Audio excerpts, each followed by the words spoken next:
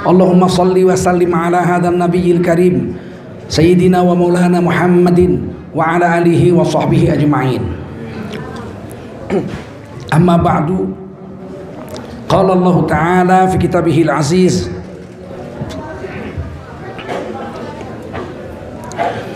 A'udzu billahi minasy syaithanir rajim. Bismillahirrahmanirrahim.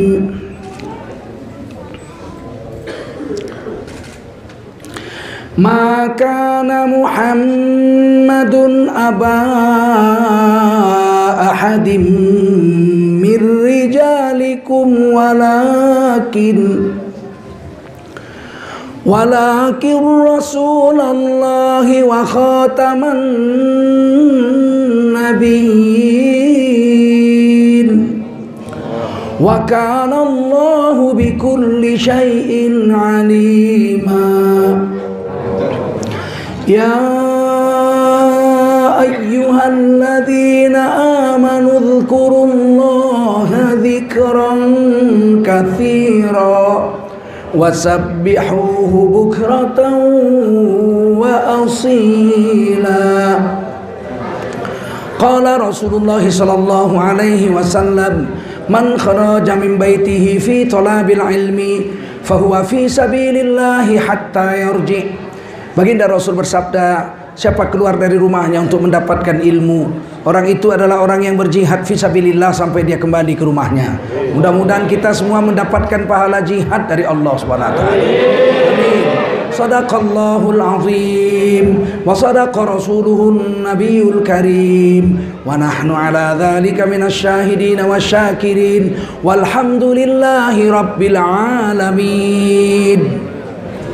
Para ulama, tuan-tuan guru yang berhadir, yang dimuliakan Allah SWT, khususnya Bapak dari Kementerian Agama Kabupaten Karo yang dimuliakan Allah SWT, ada Bapak Profesor kita, ada Bapak Yanto Ginting, Yanto Tarigan, orang tua kami, Rahmanku, Bapak Ilyas Tarigan, kaikin berita untuk Rina. Dua enggak telu kali aku raku jenda.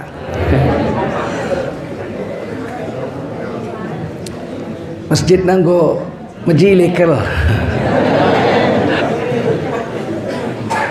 Pertama raku kujenda ceramah agama Basroronga lengalit masjid jenda. Nomor 2 golit tendana lah lit masjidna. Reh kami ras pengurus masjid ku Medan ngumpulkan dana pas Medana bagi nubuhkan masjid enda. Alhamdulillah engko majili masjid enda pahalana mengalir sampai hari kiamat. Bagi panitia-panitia si membuatkan masjid enda. Alhamdulillah, saya senang sekali bisa hadir kemari. Bersyukur pada Allah SWT. Hadirlah aku utanah karo enda kota bulangku enda ya. Bulangku perangin angin beres miring asal kota bulu.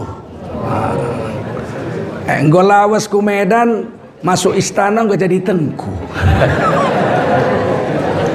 Tapi kalak Melayu bas Medana asalna kalak karo jenda nari. Terus jadi aku kalak karo kin perangin bersemiring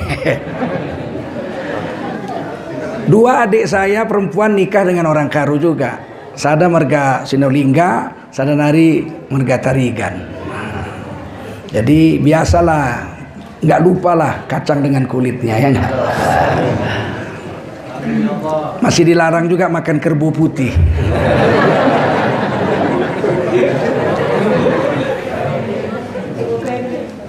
Alhamdulillah kita bersyukur pada Allah SWT. Salawat dan salam kita sampaikan untuk baginda Rasulullah Sallallahu Alaihi Wasallam. Dengan duduknya kita rapat-rapat ini banyak sekali rahmat Allah berikan.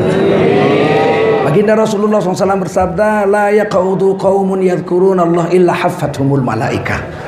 Tidaklah satu kaum duduk rapat-rapat, yadhkurunallah, mereka mengingati Allah, membicarakan kebesaran agama Allah, illa hafathumul malaikah, turunlah malaikat memayungi mereka dengan sayap-sayapnya.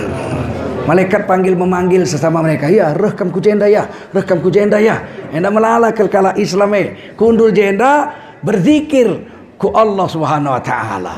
Maka bersusunlah malaikat-malaikat sampai ke langit dunia. Lebih banyak malaikatnya yang hadir daripada orang Islam yang hadir pada malam hari. Cuman kita nggak lihat. Kalau lihat merangkak pun orang akan datang rame-rame kemari. Wa ghasiyatuhumur rahmah, Allah sirami mereka dengan kasih sayang. Semua yang hadir sini dapat kasih sayang Allah Subhanahu wa taala. Kata Nabi, kita masuk surga bukan karena amal ibadah kita, tapi kita masuk surga karena kasih sayang Allah Subhanahu wa taala. Karena rahmat Allah Subhanahu wa taala. Walaupun dengan beribadah, rahmat Allah akan datang kepada kita. Salah satunya kita datang dari rumah kita, kemari semuanya duduk mendengarkan ceramah agama, maka Allah sirami kita dengan rahmat Allah, sehingga pulang ke rumah, rahmat Allah ini kita sebarkan ke kampung kita masing-masing.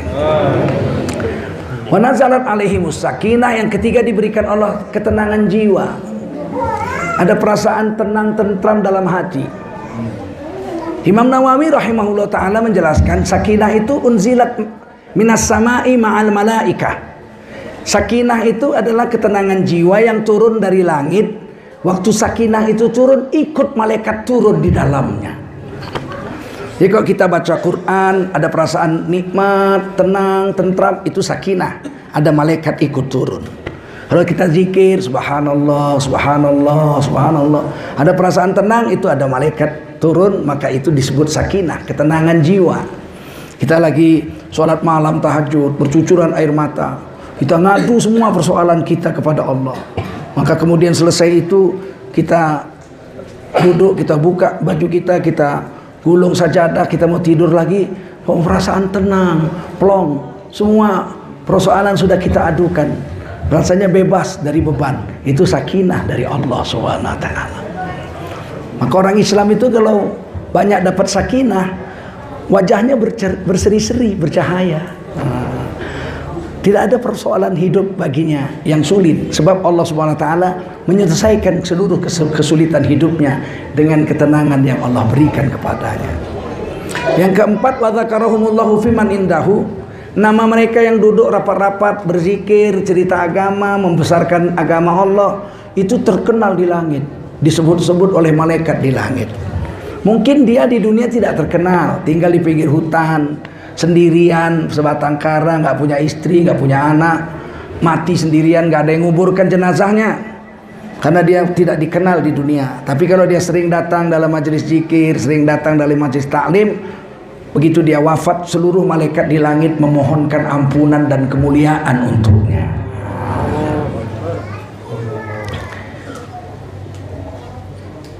Yang terakhir kata Nabi dalam hadis yang lain, begitu kita berdiri dari tempat ini mau pulang ke rumah masing-masing, ada malaikat di langit yang berseru, "Qumu maghfuran." Berdirilah kamu, dosa kamu semua sudah diampuni oleh Allah Subhanahu wa taala. Jadi kita duduk sini, dosa kita diampuni oleh Allah Subhanahu wa taala. Semuanya. Ada satu malaikat nanya sama Allah, "Ya Allah, itu si Fulan bin Fulan datang ke situ dengar pengajian, dia nyender, terus dia tidur. Dia tidur. Apakah diampuni juga dosanya?" Allah katakan, demi kemuliaan majelis taklim, ampuni dosa orang itu, walaupun dia datang kemudian tidur tidak dengar ceramah. Dia tetap diampuni dosa. Cuman dia nggak dapat ilmu. Pulang dia ke rumah ditanya istrinya, "Dari mana bang?" "Dari masjid." "Ngapain?" "Dengar ceramah." "Siapa ustadznya?" "Tengku Zulkarnain dari Jakarta." "Kaikin Nina." "Amma ba'du Nina."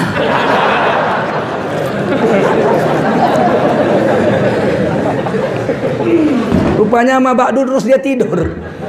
Dia nggak dapat ilmu, tapi dosanya tetap diampuni oleh Allah Subhanahu wa ta'ala. Alangkah bahagianya kehidupan seperti ini.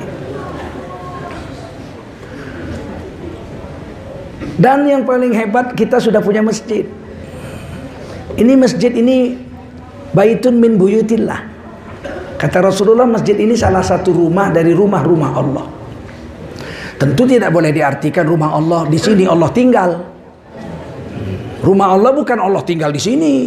Baitullah, Ka'bah, Baitullah, rumah Allah, bukan Allah tinggal di dalam Ka'bah. Maha suci Allah dari memerlukan tempat. Nah, ini akidah kita Ahlussunnah wal Jamaah. Allah mawujud bila makan. Allah ada tanpa perlu tempat. Allah mawujud bila zaman. Allah ada tanpa ukuran waktu. Belum ada apa-apa, Allah sudah ada. Betul? Disebut huwal awwalu, dia yang paling pertama. Nanti kiamat hancur semua, Allah tetap ada. Huwal akhiru, dia yang terakhir.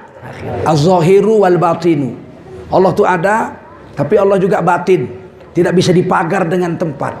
Allah di langit, Allah di arsy, Allah di bumi. Oh, tidak ada tempat yang mampu mengurung Allah. Maka Allah mawujud bila makan. Allah ada tanpa tempat. Allah mawujud bila zaman. Allah ada tanpa waktu. Keberadaan Allah itu laisa kamitslihi syai'un. Allah tidak bisa diserupakan atau dimisalkan dengan makhluknya. Paham? Tapi Allah Maha mendengar. Allah Maha mendengar. Lah kita kan mendengar juga. Iya, kita mendengar, Allah mendengar. Beda. Kita mendengar yang bersuara. Betul? Betul? Kita mendengar yang bersuara. Kalau nggak bersuara kita dengar nggak? Istri kita tiba-tiba nangis. Kenapa kau menangis, sayang? Katakanlah apa yang menyebabkan kau menangis. Kita nggak tahu, betul nggak? Terus istri kita bilang, dengarkanlah jeritan batinku. Lah mana bisa dengar? Lah banci. Lalit suara anak.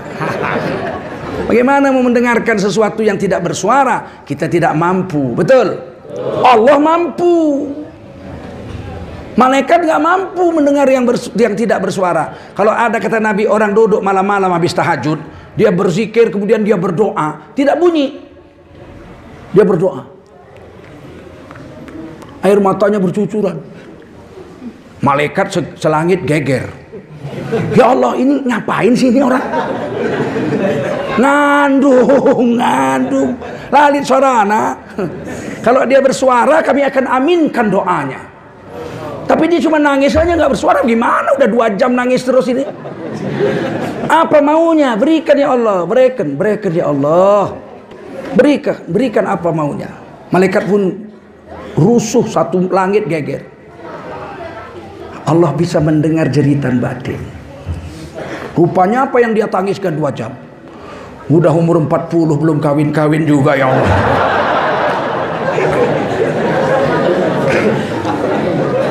Mau dibunyikan malu dengar sama orang.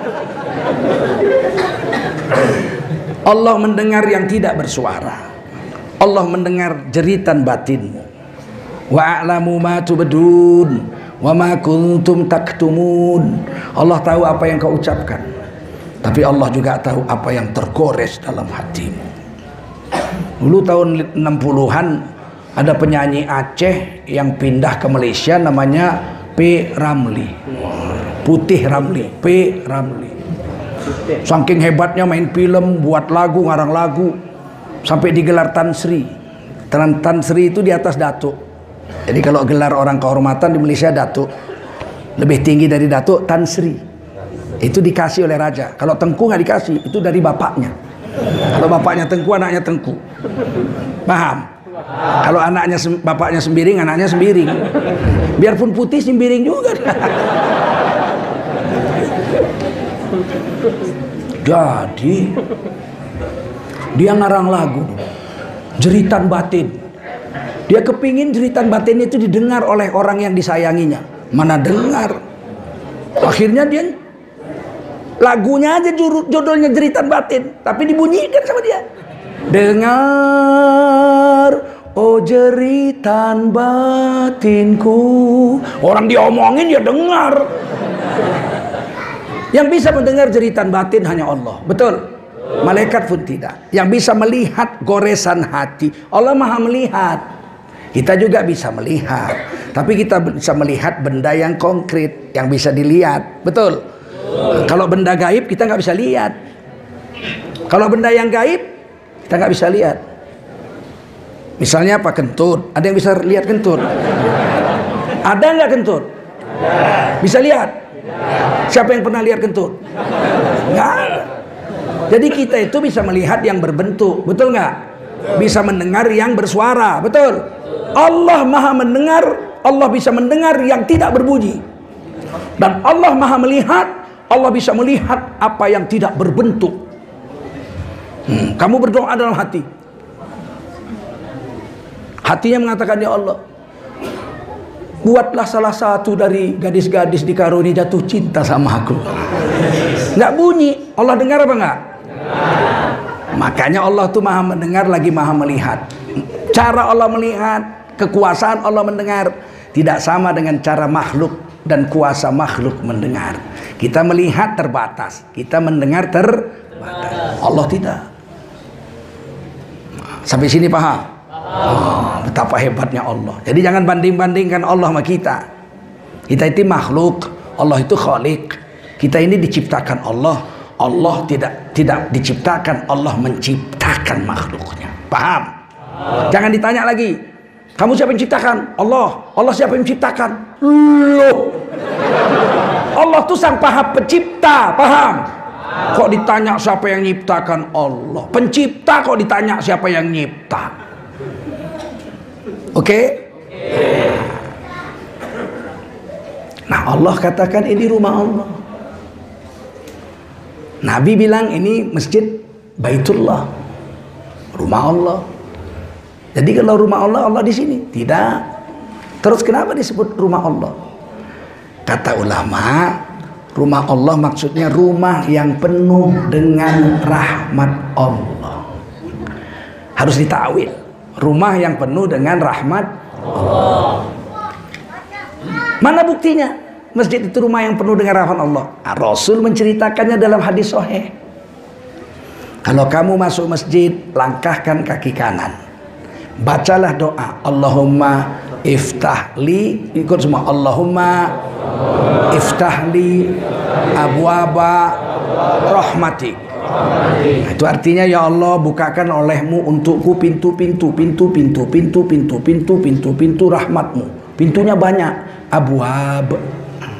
Kalau satu pintu bab. Apa? Bab. Kalau banyak pintu, abwab. Allahumma ftahli abwaba rahmatik. Ya Allah, bukakanlah olehmu untukku pintu rahmatmu. Kalau pintunya banyak, pasti rahmatnya lebih. Itu kalau orang Jawa itu, kalau pintunya banyak, rahmatnya lebih banyak. Gitu. Orang Jawa kalau bilang banyak ditambah u. Jadi bahasa Jawa itu lebih enak, lebih simple. Banyak, kalau banyak, itu nggak banyak itu kalau orang Jawa. Banyak, banyak. Aduh mantap. Kalau ditanya, kau udah kawin? Sudah. Istrimu cantik? Cantik, nggak cantik itu. Kalau istrimu cantik, cantik. Jadi orang Jawa itu kalau udah menunjukkan banyak, serius, itu tambah u aja. Kalau orang Jawa marah, goblok, itu nggak marah itu. Tapi kalau dia bilang kuop, itu udah marah itu. Kalau bahasa Karo banyak nggak pakai u, pakai gitu kan. Melala, melalakel. Kalau orang Jawa, kalau orang Karo pakai kel. Melalakel. Menjile, sinukat nak kendu. Menjile kel.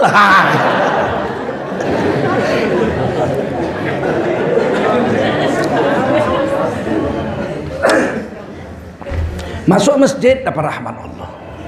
Pintunya aja banyak, tentu rahmatnya lebih banyak. Keluar masjid, kata Nabi, langkahkan kaki kiri, baca doa, Allahumma inni as'aluka min fadlik.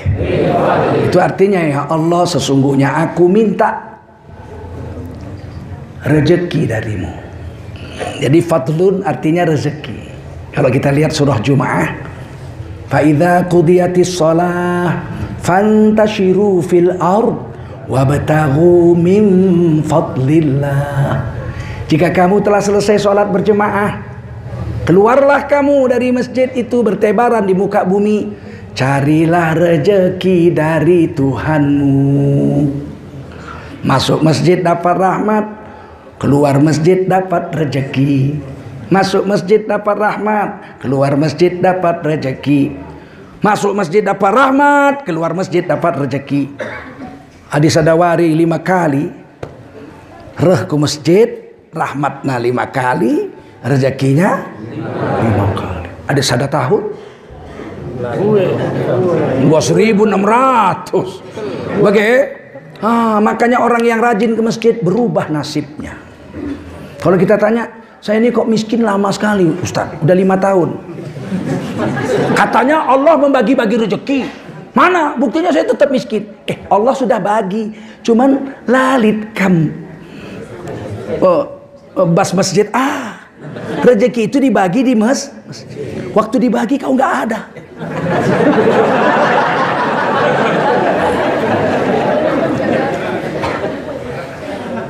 Kalau mau berubah nasib, waktu Allah bagi rezeki, adalah kita di situ, ya nggak? Masuk masjid dapat rahmat, keluar masjid dapat rezeki. Udah dibagi 5 kali sehari. Nggak ada kam di situ. Kam bilang pula, macam mana nih Tuhan, sudah capek aku berdoa. Rezeki bukan hanya cukup dengan doa, datangilah. Masa minta sama orang dari rumah,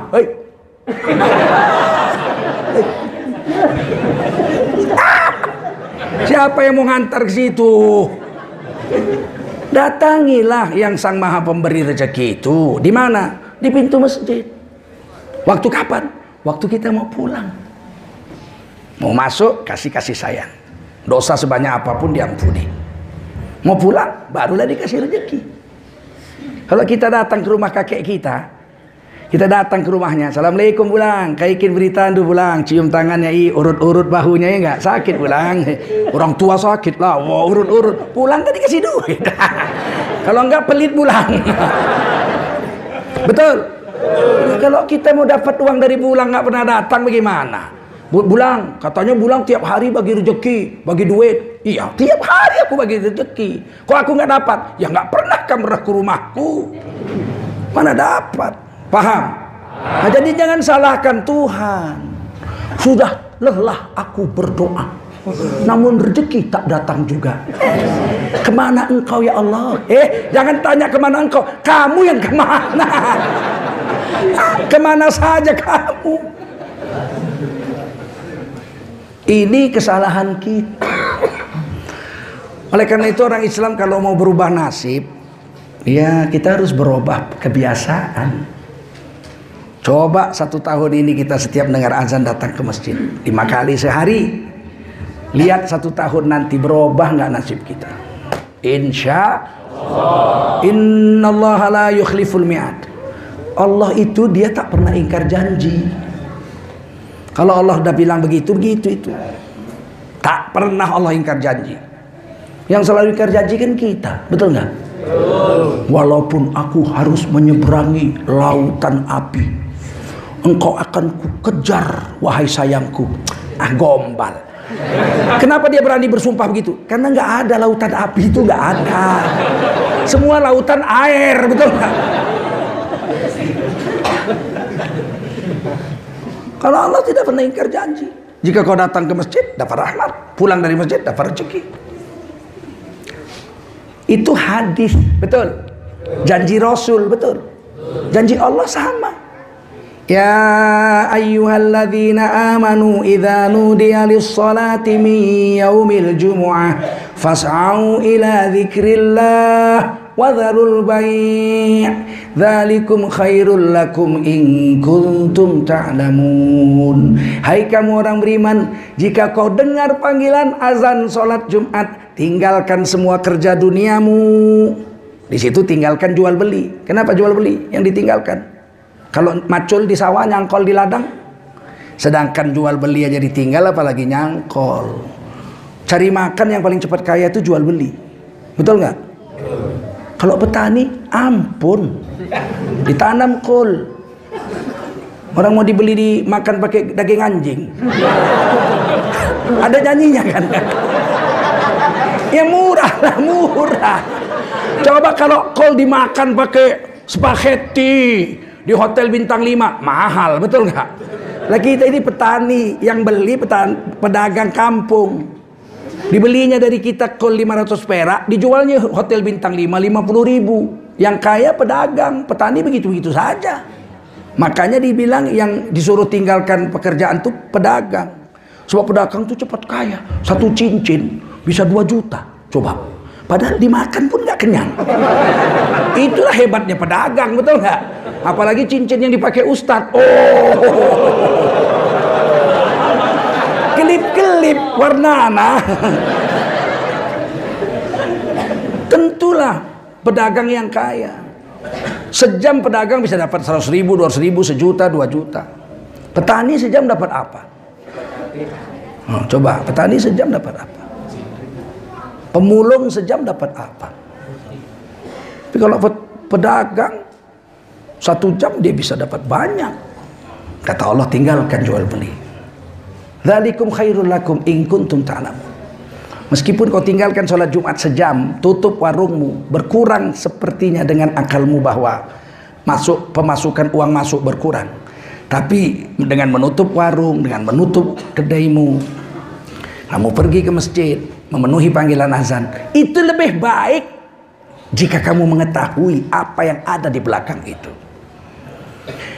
Fa idza qudiyatis shalah, jika kamu telah selesai sholat berjemaah, fantashiru fil ard, tinggalkan masjid itu, pergilah bertebaran di muka bumi. Wabtaghu min fadlillah, carilah rezeki dari Tuhanmu. Wadhkurullaha katsira, habis sholat cari rezeki, sambil cari rezeki zikir yang banyak, distempel sama Allah. La'allakum tuflihun, pasti. Kalau la'alla itu datangnya dari manusia, mudah-mudahan. Tapi kalau la'alla datangnya dari Allah, pasti kamu akan sukses. Yang bilang Quran, ya Allah, saya mau sukses. Tinggalkan rumahmu, pekerjaanmu ketika azan. Datangi sholat 5 waktu. Setelah selesai kamu pergi kerja sungguh-sungguh. Sambil kerja zikir yang banyak. La'allakum tuflihun, pasti kamu akan sukses. Seorang guru mau pergi mengajar ke sekolah, sholat dulu subuh ke masjid. Habis itu baru pulang, mandi, pakaian, pergi ngajar ke sekolah. Sambil ngajar dia zikir yang banyak. Dia akan sukses. Seorang polisi lalu lintas, sholat dulu ke masjid. Kemudian pakaian dinas, kemudian kerja mengatur lalu lintas. Sambil ngatur lalu lintas, dia sambil berzikir. Mulutnya tiup sempit, tapi hatinya la ilaha illallah, la ilaha illallah. Dia akan sukses.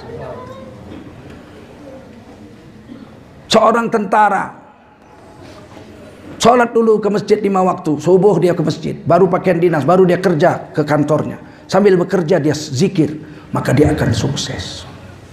Saya terima kasih pada Bapak Kapolres, Bapak Kapolsek dan jajarannya, serta Bapak Dandim, serta Bapak Koradan Ramil dan jajarannya yang telah berhadir. FPI juga, ada Kokam Muhammadiyah, ada ini Pemuda Muhammadiyah ada sini, Masya Allah. Senang sekali. Banser, ada Banser? Ada, ini Banser. Jadi kita bersatu, kita teguh, bercerai kita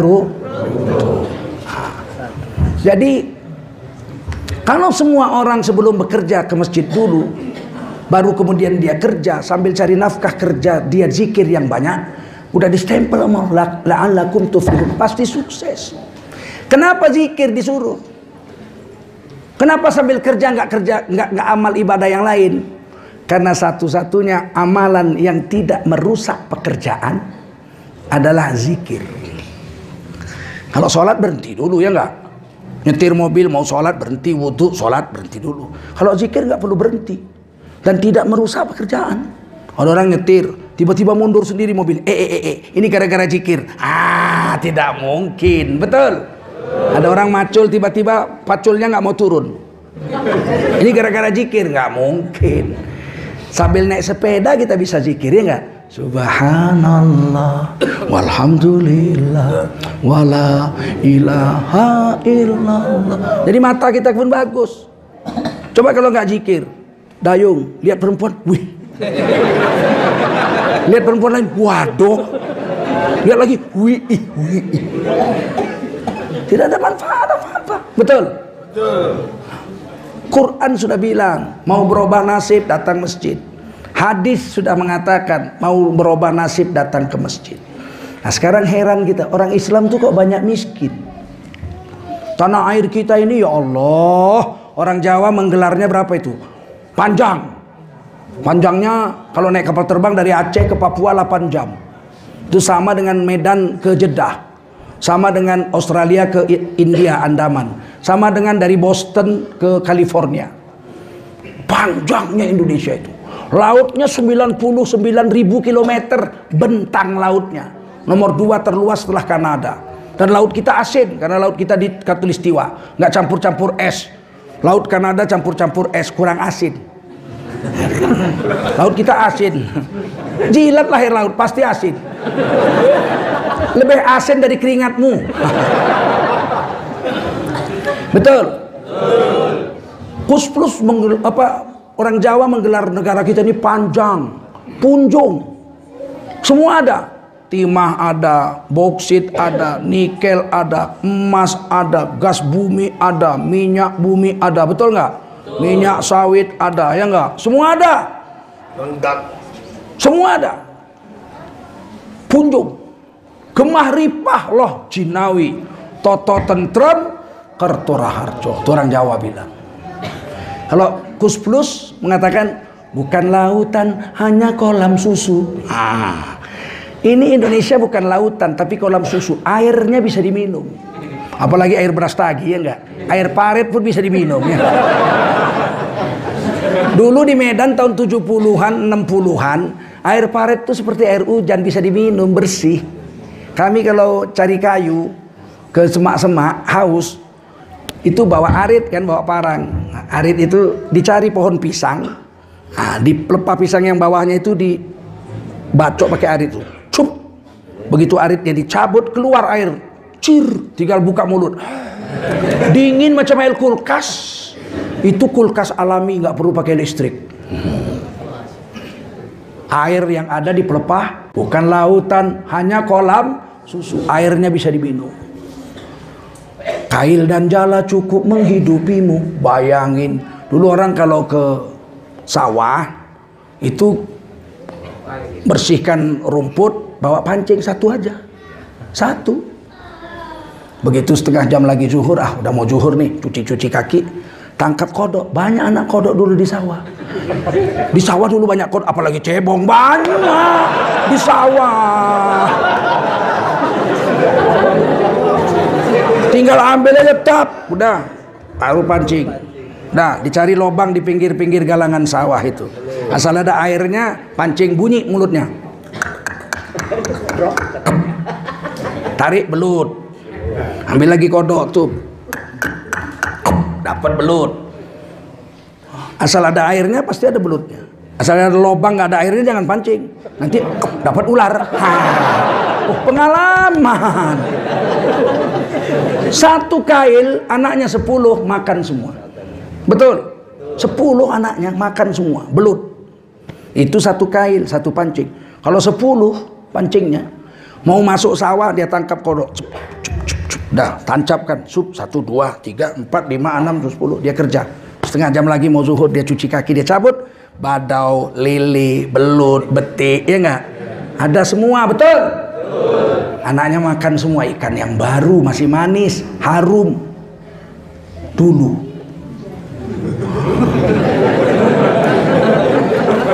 Ya kan Kus Plus bilang dulu. Bukan lautan, hanya kolam susu. Dulu. Kail dan jala cukup menghidupimu. Dulu. Sekarang kalau apalagi pakai jala. Dulu kalau pakai jala, ya Allah. Datang ke sungai bukan disebar gitu, dikocok air sungai itu pakai kaki, cok, hitam, ikan semua. Ini kecil-kecil, yang sana yang besar. Sap, dapat berapa ekor? Yang besar aja diambil. Ah, kau 6 bulan lagi kau. Kau 3 bulan lagi kau. Kau masih cen-cen kau. Tulang melulu, nggak ada dagingnya, buang. Nanti kau setahun lagi. Orang dulu nggak rakus, ikan seekor yang besar cukup untuk keluarga, udah nggak. Sekarang disetrum sama telur-telurnya mati. Manusia sekarang tamak, rakus, betul nggak? Dulu begitu. Maka kita harus kembali tuh. Bukan lautan, hanya kolam susu dulu. Kail dan jala cukup menghidupimu dulu. Sekarang coba pergi ke sungai, bawa jala, kocok air sungai itu, cuk cuk cuk cuk. Nggak hitam, kuning, tai yang keluar.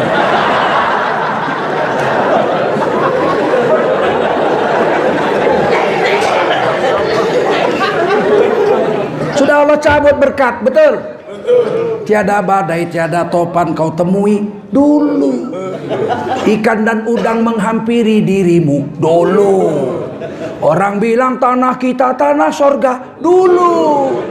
Tongkat kayu dan batu jadi tanaman dulu. Sekarang apa? Tsunami datang, betul nggak? Tahu tsunami? Saudaranya Sunomo.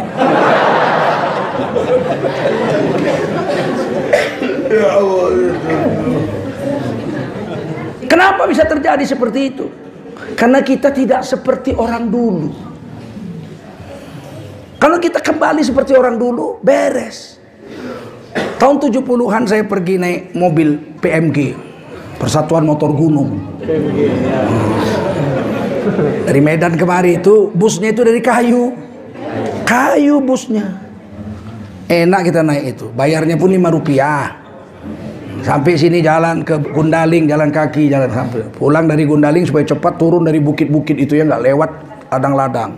Ada orang lagi nanam tomat. Ih, nande, kaikin berita anu nande, maju-maju anakku. Enda kaikin si megara enda tomat nakku. Ngit kam dikasih kita. Ya enggak, gratis aja, pura-pura aja nanya supaya gratis. Kenal pun dia nggak sama kita, dikasihnya kita 1 bungkus tomat. Nggak ditanyanya, isikin gelar du, nggak ada ditanyanya itu. Bujur nande, bujur nakku. Pulang ke rumah bawa tomat. Ibu kita nanya, dibeli? Nggak, gratis. Cuman bilang kaikin berita du sudah dapat sekilo. Dulu. Sekarang kaikin berita du, menjuah-juah, menjilekel tomat naik. Kalau menjilek kenapa rupanya? Bagaimana kita mau seperti dulu? Kita nggak seperti orang dulu, betul? Kalau kita mau berkah seperti orang dulu, kita harus hidup seperti orang dulu. Orang dulu taunya cuma Fatihah sama kulhu, tak ada yang lain. Sholat dia, rakaat pertama Fatihah kulhu, rakaat kedua Fatihah kulhu. 17 tahun itu aja. Betul, itu aja taunya. Apa taumu? Fatihah sama kulhu. Sudah itu aja. Tapi yakinnya sama Allah itu putus. Yakin. Sedang nyuci baju dia di sungai. Lepas sarungnya. Lagi dicuci sarungnya lepas. Hanyut. Cepat airnya kan kencang itu. Nangis dia. Aduh ya Allah. Sarungku lepas. Bagaimana aku mau sholat, sarung cuma 1. Balik itu sarungnya.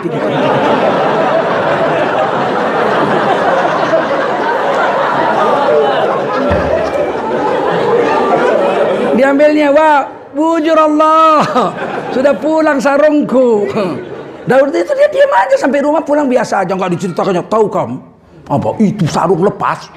Ku gini kan, balik sarung. Nggak ada. Orang dulu tuh polos-polos, jujur-jujur, betul. Sekarang sombong, pembohong, sok jago. Akhirnya yang rugi dia. Ada cerita orang kampung, ini cerita orang kampung, pembohong, cerita orang kampung. Dia cari kayu di hutan. Suatu hari dia pulang, luka-luka, bajunya robek-robek. Rupanya dia terpleset, jatuh ke jurang.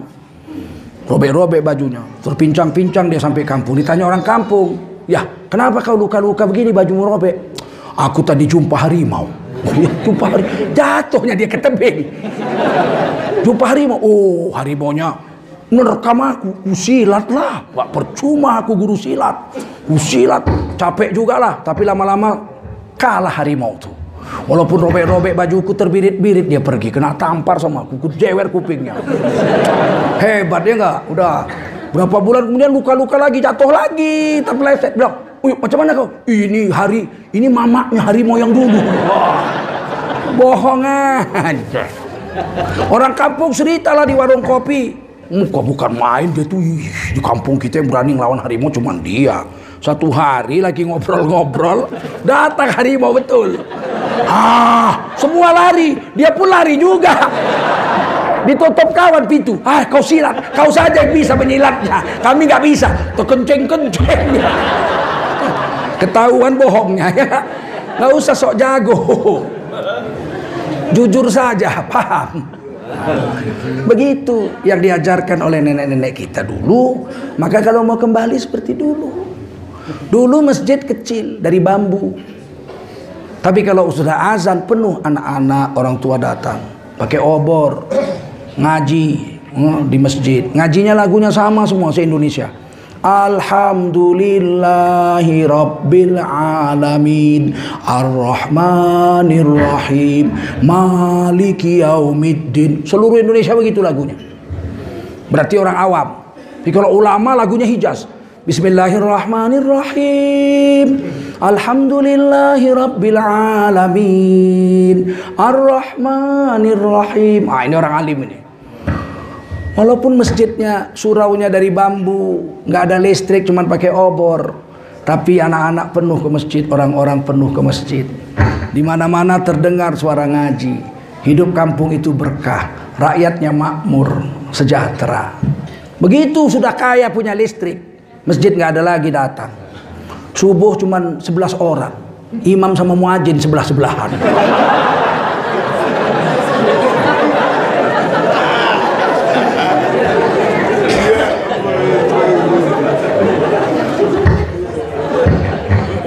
Bagaimana nasib mau berubah kalau begini?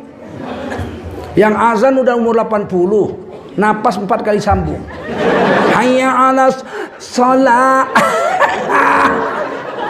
Kemana yang muda-muda ini, kemana? Bergeh kel. Iya, kakek kita pun bergeh juga nya. Dia datang, masa kita nggak datang? Datang supaya berubah nasib, insya Allah ya. Datang kita, datang dapat rahmat, pulang dapat rezeki. Nasib kita berubah, negara kita jadi adil ikan penuh lagi. Semua sekarang ini selain berkurang, keberkahannya juga kurang. Dulu, cerita dulu. Dulu waktu saya kecil, ibu saya itu paling suka di mejanya itu ada vas bunga, isinya bunga sedap malam. Paling suka ibu saya itu. Kalau sudah jam 9 malam kami mau tidur, itu tugas saya laki-laki. Keluarkan itu bunga keluar rumah. Letakkan di teras luar rumah. Saya bilang, kenapa rupanya kalau di rumah Umi? Mabuk nanti kita. Satu rumah. Saking harumnya. Maka malam disebut sedap malam. Kalau malam tuh harumnya berkali-kali lipat dari siang. Taruh di luar. Kalau siang baru taruh di dalam. Begitu harumnya. Sekarang bunga sedap malam tuh dijadikan sup. Saya pernah datang rumah orang kaya, sup apa ini? Bunga sedap malam. Takut aku. Baunya aja mabuk, apalagi dimakan. Itu dulu. Sekali saya makan, kerkes, enak sekali sup bunga sedap malam itu rupanya. Dulu memabukkan itu kalau dalam rumah. Sudah dicabut keberkatan. Harumnya nggak hebat lagi. Dulu kalau ada orang nanam bunga kenanga di halaman rumah, satu gang itu dibilang ada kuntilanak. Tercium dari ujung ke ujung, ya nggak? Betul nggak? Kalau nanam bunga kantil, orang nggak boleh lewat kalau malam. Kenapa? Ada genderuwo. Siapa genderuwo? Bapaknya Sontoloyo.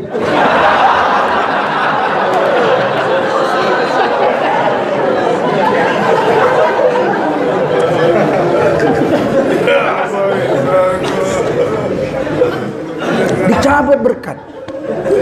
Dulu kalau makan tahu goreng, cabenya itu dimakan satu aja pedasnya setengah jam.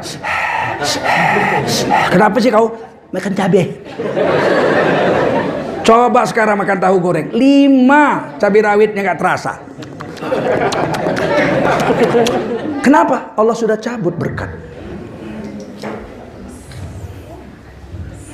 Orang dulu kalau ibu marah dikutuk anaknya, langsung jadi batu. Iya nggak?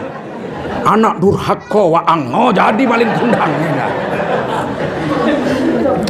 sekarang apa? Oleh karena itu mari kembali pada agama. Insya Allah ya. Sudah ada masjid Mejile macam gini, jangan dikosongkan masjid ini, datanglah. Berubahlah nasib. Kalau banyak problem kita, banyak masalah kita, udah susah kita menyelesaikannya, kita datang ke masjid khusus. Bukan waktu sholat, orang nggak ada, datang kita. Duduk di sini di depan mihrab ini. Kita sholat 2 rakaat, nangislah ngadu di sini di depan mihrab ini. Karena rahmat Allah itu turun di masjid. Khairul biqa'i ala wajhil ardi masajiduha.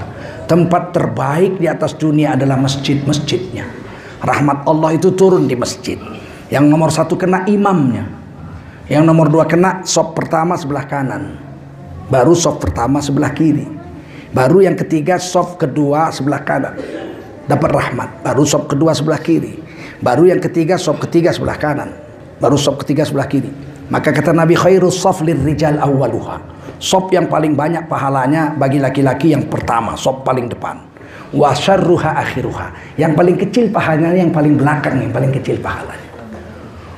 Jadi rahmat pertama kena kepada imam. Maka disinilah tempat yang paling banyak rahmat Allah. 5 kali pertama turun netes pertama di sini. Jadi kalau kita ada masalah datang sini, di sini. Minta tolong sama Allah di sini. Paham? Selesaikan masalah dengan Allah. Ternyata Allah itu memberikan rezeki, menyelesaikan masalah itu bukan hanya dengan usaha kita.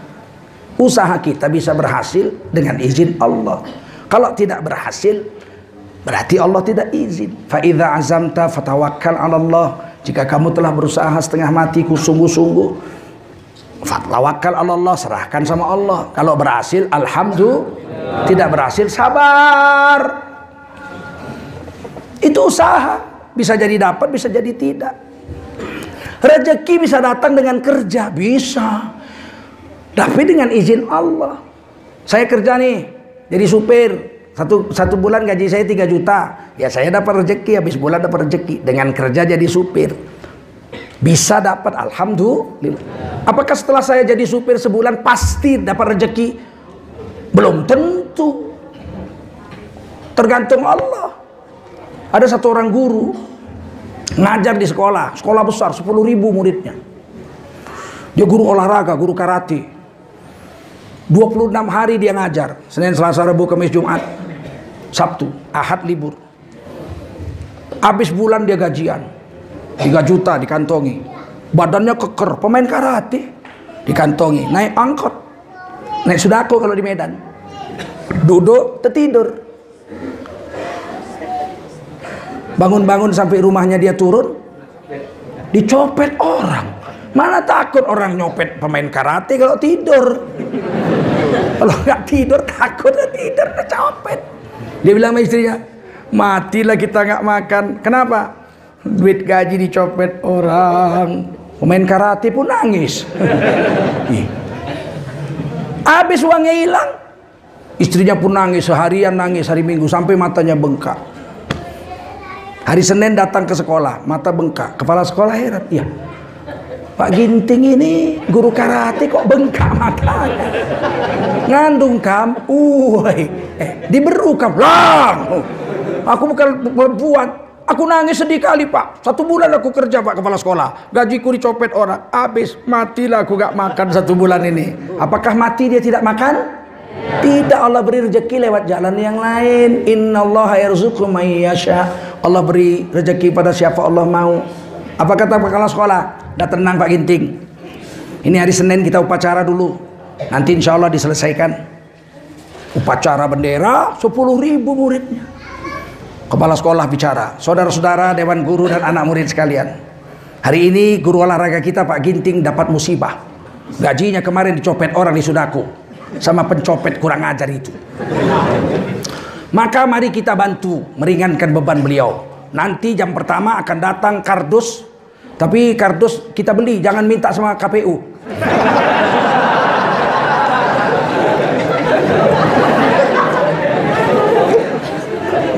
Akan datang ke kelas-kelas kardus supaya kita menyumbang seala kadarnya kita menyumbang. Udah selesai ngajar jam 1, guru Ginting mau pulang ke rumah, dipanggil kepala sekolah. Jenakam ya Pak Ginting, ini ada hadiah dari murid-murid. Dilihatnya 8 karung. Ya, uang cepet-cepet tapi 8 karung. 10.000 muridnya. Wah, macam mana ngangkatnya? Ambillah sudah aku di charter. Masa kau pikul pulang? Biarpun pemain karate 8 karung mana kuat. Diangkatnya lah pakai sudaku. Habis sholat isya dihitungnya lah berdua sama bininya sampai jam 4 pagi. 8 karung. Terkumpul 9.700.000. Langsung dia sholat tahajud 2 rakaat. Dia berdoa habis sholat. Ya Allah, terima kasih ya Allah. Mudah-mudahan bulan depan hilang lagi.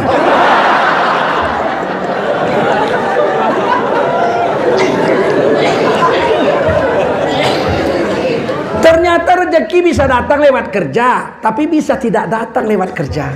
Malah datang lewat musibah. Paham? Datang lewat Saya tanggal 26 kemarin ke Aceh, ceramah tsunami, peringatan tsunami 14 tahun.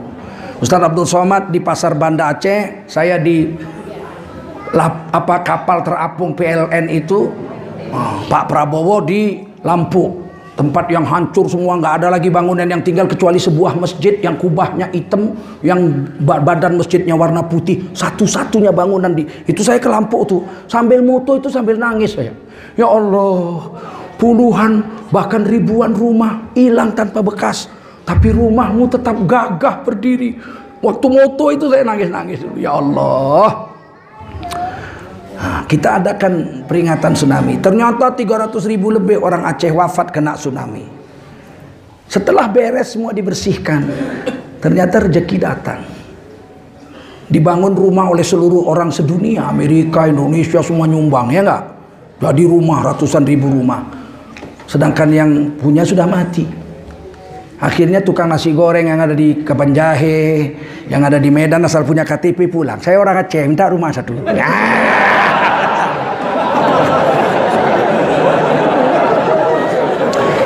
Ternyata musibah mendatangkan kalau buat rumah dari jual nasi goreng mau berapa tahun baru selesai, ya enggak? Ulang aja modal KTP ini, KTP minta rumah satu, berapa? 1 menit dapat rumah. Allah memberi rezeki kepada siapa Allah mau. Bisa datangnya lewat kerja, bisa datangnya lewat musibah, bisa datangnya lewat zikir. Saya tahun 80 pulang pergi jalan-jalan ke Jakarta naik bus. Kata bapak saya, naik kapal terbang aja, cuman 25.000. Saya bilang nggak mau, saya mau naik bus. 13 hari baru sampai Jakarta.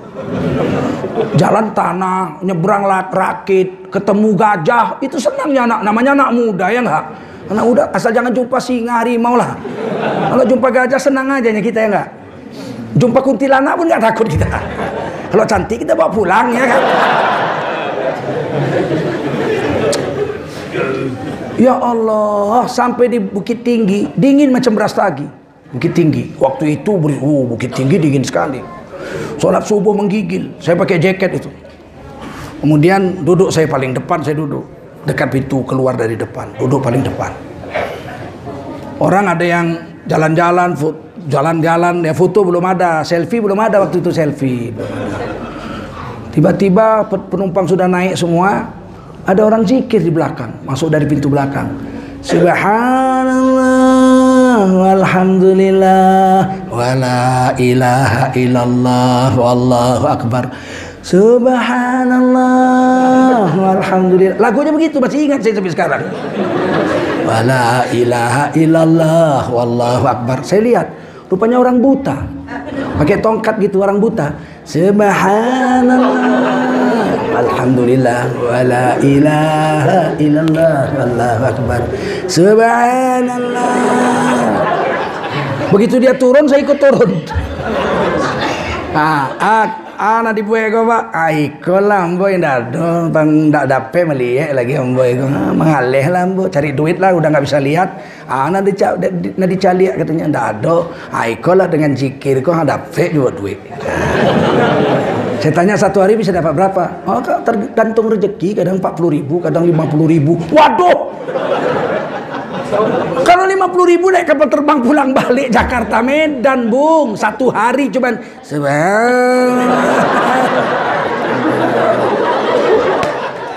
kalah gaji menteri. Itu baru zikir main-main. Coba zikir betul-betul, habis wudu, sholat 2 rakaat, zikir sambil nangis. Ya Allah, subhanallah, ya Allah, ya Allah, ya Allah, lakiku lari, ya Allah. Oh, bagaimana nggak hebat itu zikirnya ini. Ternyata zikir bisa menyelesaikan masalah dan mendatangkan rezeki. Ini kata Quran, kata hadis. Jangan kata akal kita. Zaman sekarang ini kan susah, kerja aja banting tulang setengah mati nggak dapat duit, apalagi cuma zikir-zikir. Quran bilang dengan zikir persoalan selesai. Di dalam Quran diceritakan Nabi Yunus dimakan ikan. Betul? Nabi Yunus dimakan ikan. Sekarang saya tanya, apakah ada penderitaan yang lebih mengerikan dari dimakan ikan? Mana ibu-ibu milih coba, punya suami bengek atau punya suami dimakan ikan? Ayo. Kata ibu apa? Biarlah bengek 20 tahun asal masih ada hidup daripada makan ikan. Ganteng pun kalau dimakan ikan. Saya pilih bengek, tonggek, pendek, jelek. Ternyata bengek 15 tahun itu kalah penderitaannya dibanding dengan dimakan. Betul? Nabi Yunus dimakan ikan, di pinggangnya ada pisau. Mana ada laki-laki zaman itu di pinggangnya nggak ada senjata. Betul? Kalau orang Karo pisau, ya kan? Kalau orang Jawa keris, orang Aceh rencong. Datang ke Medan rencong kanan kiri, rencong hilang. Semua kita punya senjata, betul? Apalagi Nabi zaman dulu, punya tongkat, punya pisau. Tapi begitu dimakan ikan, Nabi Yunus nggak cabut pisau, tusuk jantung ikan, belah perutnya, keluar dan berenang. Kalau itu dilakukan Nabi Yunus mati. Karena perahunya itu besar, kapal ikan itu besar sekali, dan dia tidur di dasar laut. Habis makan dia tidur di dasar laut. Kalau Nabi Yunus bunuh itu ikan, belah perutnya keluar dari situ, naik ke atas, napasnya sudah habis, Nabi Yunus wafat. Tapi Nabi Yunus tidak buat apa-apa. Yang dibuat Nabi Yunus zikir. La ilaha illa anta, semua. La ilaha illa anta. Subhanaka. Inni kuntu minadz zalimin. Coba, tiada Tuhan selain Engkau ya Allah. La ilaha illa anta. Subhanaka, maha suci Engkau ya Allah. Inni kuntu minadz zalimin, aku dimakan ikan itu salahku ya Allah, bukan salahmu ya Allah, itu salahku ya Allah. Itu diucapkan selama 40 hari. Udah hancur ini, kulit-kulit daging Nabi Yunus ini sudah hancur, kena asam lambungnya ikan itu, HCl itu asam lambung, sudah hancur. Lemes, nggak makan, nggak minum 40 hari. Tiba-tiba ikan itu bangun dari tidur. Dibawa Nabi Yunus keliling samudra, dimuntahkan ke kampung halamannya lagi. Nawaweh di Irak, dimuntahkan di kampung halamannya. Edakarila ya. Ini kalau aku makan kapan ceramahnya ini? Nanti saja ya.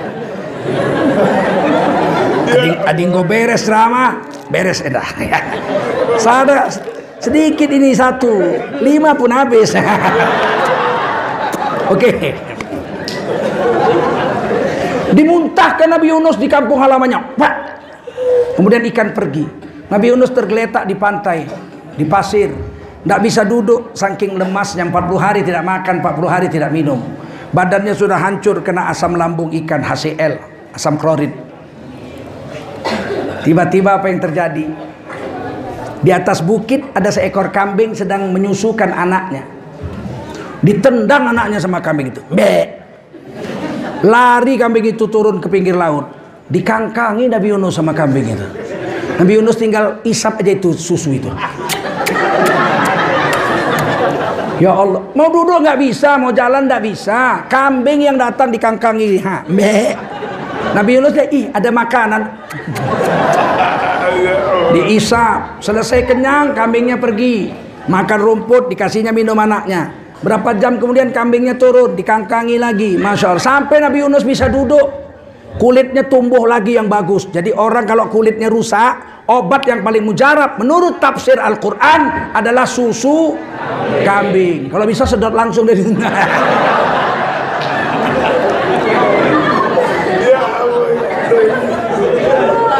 kan ini mujizat, betul nggak? Coba kita tes, ada kambing nyusukan anaknya, sepak anaknya, tidur di bawahnya kita, isaplah kalau nggak diinjek-injek kambing itu kita. Tapi Nabi Yunus datang kambing itu, betul nggak? Sampai selesai, sampai sehat, bisa duduk, bisa berdiri, tumbuh di sampingnya pohon labu, langsung berbuah. Langsung cabut pisau, potong labu, belah, dimakan. Jadi kata Allah, obat sakit perut yang paling manjur adalah obat kulit yang paling manjur adalah minum susu kambing. Selesai, Nabi Yunus pulang ke kampungnya. Ternyata kaumnya semua sudah tobat dan masuk Islam 100%. Dengan zikir Allah selesaikan urusan dakwah, Allah selesaikan urusan dimakan ikan, dan Allah selesaikan urusan makan dan minumnya. Yakin nggak dengan zikir? Yakin nggak? Makanya kata Allah, wadhkurullaha katsira, zikirlah kamu yang banyak, la'allakum tuflihun, kamu akan sukses dunia akhirat. Bisa juga rezeki datang, persoalan hidup selesai dengan takwa. Wattaqullah, takwalah kamu. Kata Allah, wa may yattaqillaha yaj'al lahu makhraja. Barang siapa yang bertakwa kepada Allah, Allah carikan jalan keluar dari kesulitan hidupnya.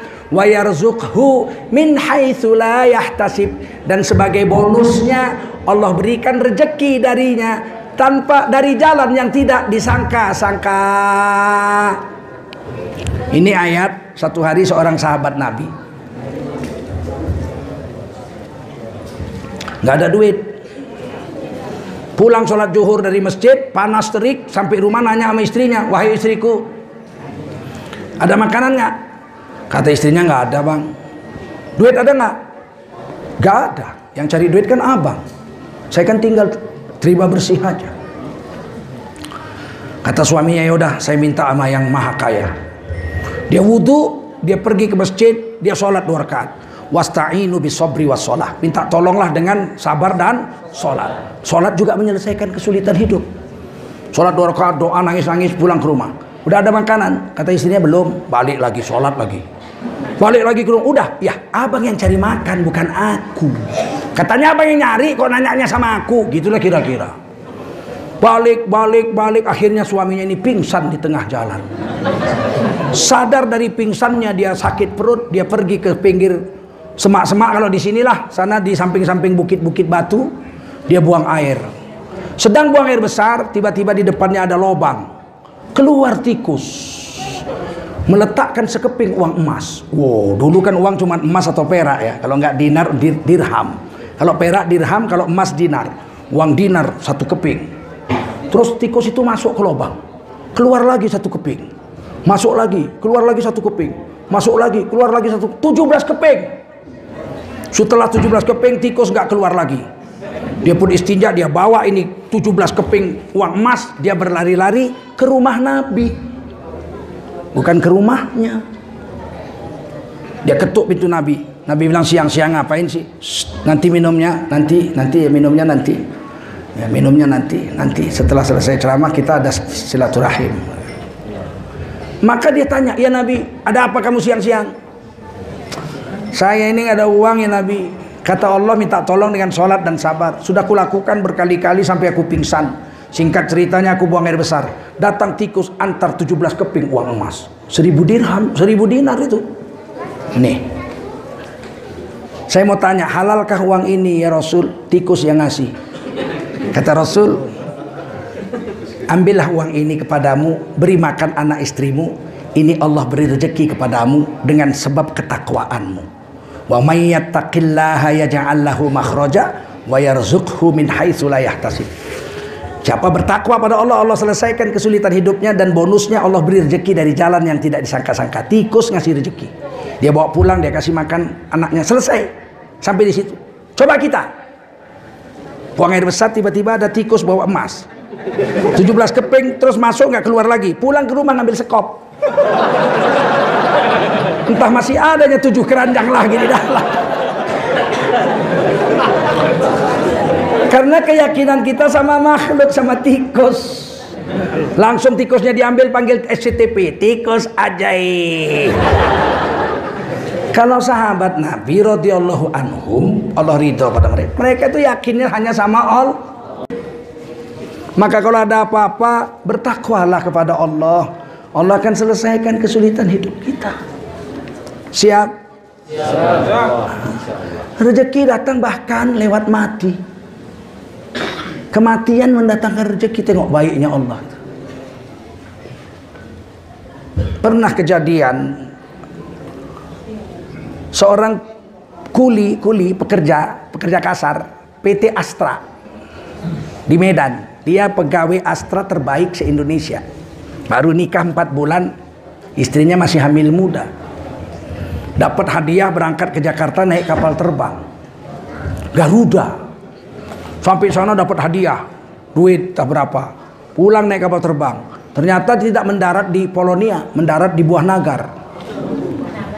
Gak ada yang hidup, mati semua. Buah Nabar mati semua. Istrinya pun sedih lah, nangis, ya Allah, kemana lagi aku mau bersandar. Suami tercinta baru hamil 4 bulan, sudah meninggal suamiku. Sedihlah ya Allah, sedihlah. Bagaimana nggak kehilangan suami, nggak sedih.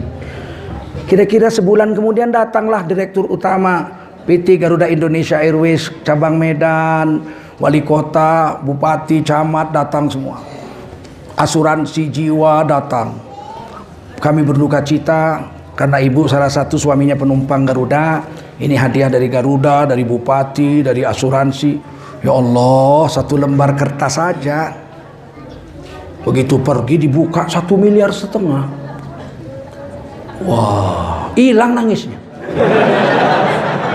Untung dia nggak malam tahajud, ya Allah, kawin lagi, mati lagi, ya Allah. 3 miliar. Ternyata mati pun mendatangkan rezeki. Ada kawan saya, murid saya di sekolah Muhammadiyah di Medan. Dia pulang ke rumah mau ada acara di sekolah, kayak gini lah, Maulid Nabi atau Isra dan Mi'raj itu. Jadi diperintahkan guru membersihkan kelas. Dia pulang minjam sepeda kawannya, perempuan, baik betul anak itu, masih kelas 5 SD. Pokoknya baiklah anak itu, saya sayanglah dengan anak itu. Tiba-tiba dia pulang ngambil sapu, mau menyapu kelas. Balik ke sekolah ditabrak mobil pasir, dari kepala sampai kakinya dilindas mobil itu. Aduh, sedihnya. Masuk koran, itu wali kota pun datang. Wali kota Medan datang, kepala Kakanwil, Depak datang, ke kepala kantor agama, kepala kantor pendidikan kebudayaan datang, camat datang, lurah, orang kampung ribuan datang semua. Bapaknya miskin sekali, cuma ngontrak tanah orang, lantainya tanah, dindingnya tepas bambu, atapnya rumbia. Miskin sekali bapaknya itu. Kemana-mana jalan kaki. Begitu seminggu kemudian anaknya mati, bapaknya naik RX King Cobra. Saya bilang, ya RX King Cobra. Iyalah, inilah rezeki anak mati. Itu yang mati 1, kalau 3 mobil lah Daihatsu. Jangan kita kecewa dengan Allah. Allah memberi rezeki lewat berbagai cara, apa Allah mau. Tidak ada setiap musibah, setiap apapun yang terjadi, melainkan di balik itu ada sesuatu yang baik. Inna ma'al usri yusra. Di balik kesulitan ada kemudahan. Ada kemudahan, ada kebaikan. Jangan sempat salah sangka sama Allah. Jangan sempat menghujat Allah. Ya Allah, jangan. Kemana engkau ya Allah? Sudah capek aku berdoa. Jangan. Allah memberi rezeki kepada siapa Allah mau dengan cara Allah juga. Betul? Kadang-kadang ada orang yang memang dimiskinkan sama Allah karena kalau jadi kaya dia jadi jahat. Kira-kira kata malaikat, tiap malam minta doa jadi kaya. Kata Allah, kata malaikat, kau nggak bakat jadi orang kaya kau. Kalau miskin kau baik, kau zikir, sholat, baca Quran. Kalau kaya kau pergi ke diskotik, zikir juga, tapi zikirnya nggak la ilaha illallah. Cik cik cik cik cik. Repot ini. Maka Allah memberikan kepada kita bukan apa yang kita mau. Allah memberikan kepada kita apa yang kita perlu. Apa? Apa yang kita perlu. Kalau perlu oleh Allah kita jadi kaya, Allah bikin kita kaya. Kalau perlu Allah jadikan kita miskin, maka Allah jadikan kita miskin. Jangan dipikir kalau miskin itu melarat, hidup itu sengsara. Nggak betul. Ada orang miskin bahagia, kaya malah sengsara. Mungkin itu? Mungkin? Mungkin. Coba lihat lagu Ida Laila dulu tahun 80-an. Miskin bahagia. Mau dengar? Mau. Dengar baik-baik.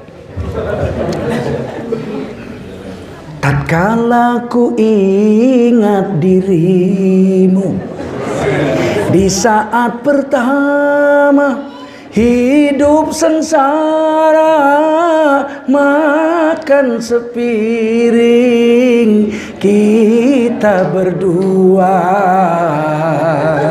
tidur pun setikar bersama. Oh, makan sepiring, tidur nggak pun dapat tidur.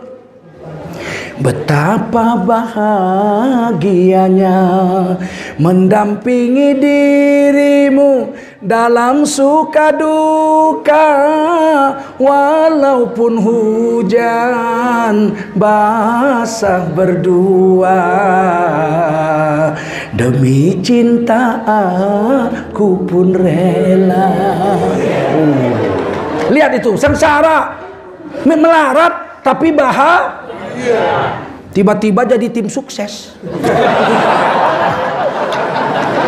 Salah satu cara cepat kaya itu jadi tim sukses.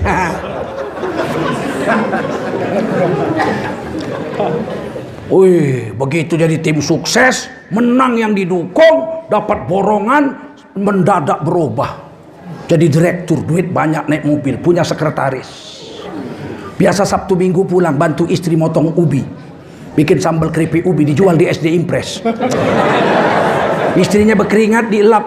Sabar ya dek, nanti kalau abang kaya dek, aku akan membahagiakanmu sayang. Dikecupnya keningnya, nungsep istrinya ke bawah ketiaknya. Tidak terasa bau itu keringat, karena sayang. Betul. Ternyata berubah jadi kaya, jadi direktur, kemana-mana naik mobil. Sabtu Minggu tak pernah pulang lagi. Gak pernah pulang lagi Sabtu Minggu. Istrinya rindu, ditelepon istrinya, kring kring kring kring, dilihatnya HP-nya, kring kring. Oh ada teleponnya, tertulis itu Kopassus. Laki-laki sekarang nih bininya ditulisnya Kopassus. Giliran selingkuhannya ditulisnya itu direktur utama.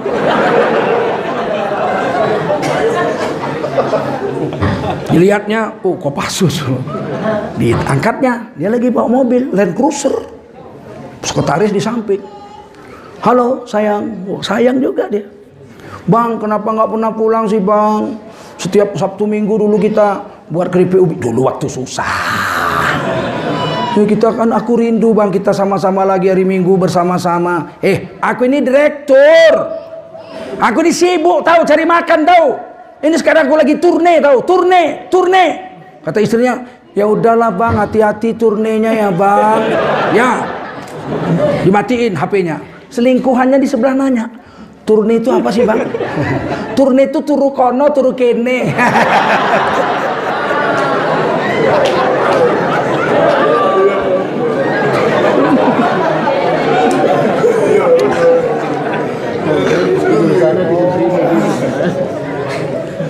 Coba, udah kaya, lupa sama istri. Istrinya nyanyi, nyambung nyanyinya. Tiada kusangka, tiada kuduga, berubah cinta setelah kau kaya. Betapa tega hatimu, oh kasih, cintaku engkau khianati. Ternyata hidup miskin lebih bahagia daripada hidup jadi orang kaya. Betul? Mudah-mudahan ibu miskin. Amin. Miskin bahagia, kaya sengsara. Pilih mana? Pilih kaya bahagia, Pak Ustadz. Tapi kadang-kadang Allah tidak berikan apa yang kita mau. Kadang-kadang Allah mengetahui bahwa Allah akan berikan kepada kita apa yang kita perlu. Kalau perlu kita kaya, selamat iman kita, Allah kayakan kita. Ada orang yang makin kaya makin soleh, makin kaya makin soleh. Ada. Dulu ada Nabi Sulaiman, Nabi Dawud, Abdurrahman bin Auf, makin kaya makin soleh. Sekarang pun banyak orang yang makin kaya makin soleh, makin kaya makin soleh, makin kaya makin soleh. Ada yang makin miskin makin soleh, makin miskin makin soleh. Ada. Banyak. Kenapa begitu? Sebab Allah memberi apa yang kita dengan pemberian Allah tuh, Allah mau kita selamat dunia akhirat. Paham sampai sini? Ibu mau masuk surga? Jawab yang kuat. Mau masuk surga ibu? Bapak diam aja lah, kan aku tanya ibu. Ibu mau masuk surga? 4 langkah bu. Berapa langkah? 4. Langkah pertama, jaga sholat 5 waktu. Sanggup? Yang kuat, bisa? Langkah kedua, selesaikan puasa Ramadan. Bisa? Udah semifinal bu. 2 langkah lagi bu masuk surga nih. Langkah ketiga, wahafazat farjaha. Tutup aurat.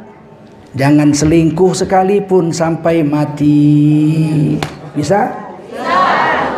Ini kan bagus nih pakai kerudung, nih pakai kerudung. Pakaian wanita itu ada 2 di dalam Quran. Berapa? Yang pertama pakai kerudung. Surah An-Nur 31. Waliyadribna bikhumurihin ala juyubihin. Wajiblah wanita menutup auratnya dengan kerudung. Illa ma zahara minha, kecuali wajah dan tapak tangannya saja, dan kerudungnya itu wajib panjang sampai dadanya. Jadi pakai kerudung sampai dada. Ada orang perempuan pakai kerudung tapi dililitkan di leher macam ular kobra. Kurang panjang. Paham? Kemarin Menteri Dalam Negeri mengeluarkan surat keputusan peraturan menteri. Semua pegawai negeri dari Kementerian Dalam Negeri kalau pakai jilbab, jilbabnya wajib dimasukkan ke dalam baju. Loh, kata Allah dijulurkan keluar kok malah dimasukkan ke dada. Proteslah kita. Ulama protes, saya protes, semua protes. Boleh protes? Boleh. Pasal 28 ayat 1 kemerdekaan mengeluarkan Pasal 29 ayat 2 negara menjamin tiap-tiap negara untuk menurut agama dan mengamalkan ajaran agama masing. Menutup aurat bagi wanita itu kerudungnya sampai dadanya, bukan dimasukkan ke dalam. Kita protes, itu surat tidak berumur lama langsung dicabut lagi. Jadi peraturannya itu kayak kura-kura. Muncul sebentar, masuk lagi. Apakah kita orang Islam diam? Ya enggak, kita protes. Betul nggak? Didengar, mesti didengar. Karena Pancasila, Undang-Undang Dasar 45, negara menjamin tiap-tiap warga negara untuk memeluk agama dan menjalankan ajaran agamanya masing. Orang Islam tutup kerudung itu wajib. Nah, dia pakai.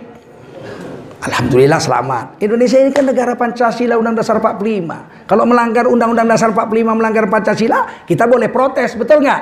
Dan peraturan yang melanggar itu harus dicabut, betul? Tidak boleh ada undang-undang dan peraturan. Ya nggak apa. Tidak boleh ada undang-undang dan peraturan yang melanggar Undang-Undang Dasar 1945. Aman tentram nggak ada, nggak apa-apa, biasa aja kok, betul nggak? Biasa aja kok, nggak ada masalah. Karena namanya negara demokrasi, betul? Jangan dibilang diem. Walaupun salah menteri diem. Kamu harus adem, ceramah yang adem, sejuk. Ya kalau mau adem masuk kulkas. Kalau salah ya kita beritahu salah, betul? Betul. Kita aja pegawai negeri kalau salah ditegur, betul nggak? Anak kita aja kalau salah kita tegur, betul? Apakah kalau kita menegur anak kita berarti kita gak sayang sama anak kita? Sayang. Istri kita pulang malam, digonceng sama kawan sekantornya, kumis tebal, dong dong dong. Dia peluk pinggang pula, dong dong dong dong. Turun kita tanya, kamu dari mana? Dari jalan-jalan tadi bang. Itu siapa? Pria berkumis. Kawan kantor saya. Kok peluk pinggang? Ya dingin bang biar anget. Terus kita bilang, oh kalau begitu ya nggak apa-apa. Alah kita tontoloyo ini. Kalau aku ku jambak lah terus ya. Bukan berarti kita tidak sayang, justru karena kita sayang, betul. Supaya istri kita jangan salah jalan, betul. Nah, perempuan tutup aurat yang pertama, nampak wajah telapak tangan, tapi jilbab, kerudungnya sampai dada, An-Nur 31. Yang kedua, surah Al-Ahzab 59. Ya ayyuhan nabi, hai nabi, kulli azwajika wa banatika wa nisa'il mu'minin. Katakan kepada istrimu, anak perempuanmu, dan semua istri orang beriman sampai hari kiamat, yudnina alaihinna min jalabibihin. Wajiblah wanita memakai jilbab, menutup kepala, wajah dan dadanya. Ini menurut tafsir Departemen Agama Republik Indonesia. Al-Ahzab 59, jilbab adalah sejenis baju kurung yang lapang, yang longgar, yang dapat menutup kepala, ikut semua, kepala, wajah dan dada. Apa namanya itu? Jilbab. Bahasa Indonesianya apa? Cadar. Ada di Quran Departemen Agama. Ini ada pakai cadar berapa orang? Jangan ibu ejek. Ibu udah pakai kerudung udah bagus. Lewat perempuan pakai cadar, ibu ejek. Batman. Ibu ejek pula, ninja. Dia mengamalkan Al-Ahzab 59, ibu mengamalkan An-Nur 31. Paham? Bisa tutup aurat? Macam gini kan bagus. Ini kan karena ngaji nih. Besok beli sayur pakai baju tidur. Menggeletar tukang sayur tuh. Bisa tutup aurat? Dan jangan selingkuh sekalipun sampai mati. Bisa? Kok pelan kali jawabnya? Bisa? Jangan selingkuh sama tukang ojek. Saya ojek ini ya Allah, kadang-kadang ya ojek itu, tukang ojek ini banyak yang baik. Kadang-kadang tahu agama lagi. Kalau penumpangnya nenek-nenek, jangan dekat-dekat, nek, bukan mahram. Tapi kalau yang anak gadis, rem mendadak dia. Tidak semua, satu dua ada yang licik juga. Saya, istri saya nggak boleh naik ojek sama saya. Memang murah tapi 70 kali ngerem.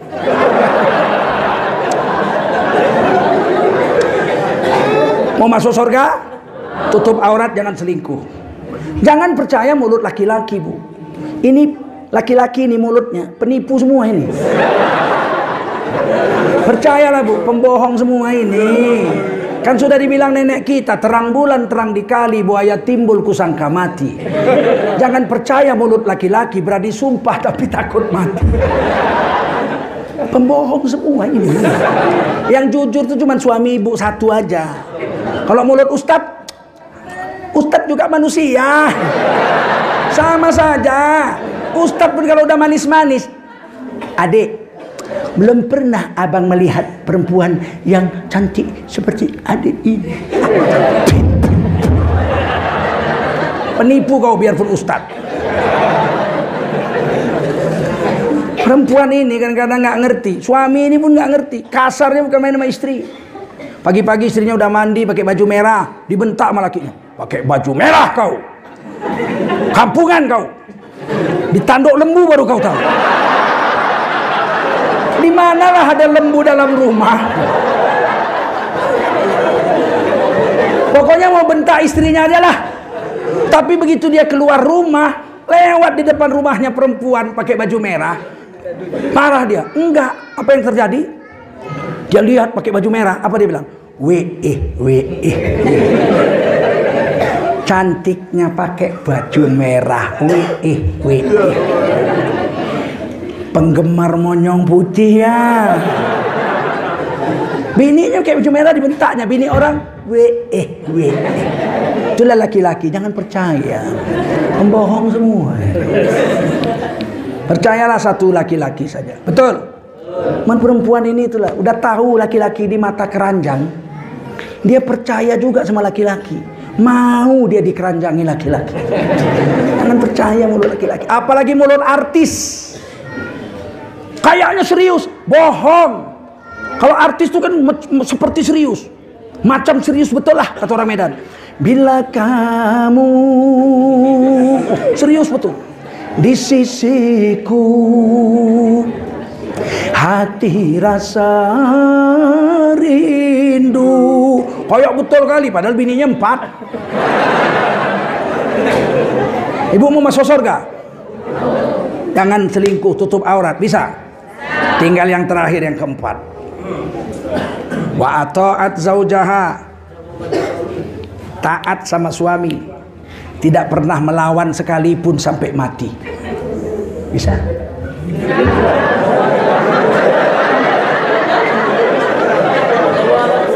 Taat sama suami, tidak melawan sekalipun sampai mati. Bisa? Enggak. Batal masuk surga. Orang dibilang Nabi 4 langkah, ini hadis belum aja. Sekarang saya tanya serius. Coba tunjuk tangan. Siapa yang selama perkawinan belum pernah ngelawan sekalipun sama suaminya? Coba tunjuk tangan. Enggak ada. Tengah? Enggak ada. Ujung? Berarti kalian ahli neraka jahanam semua.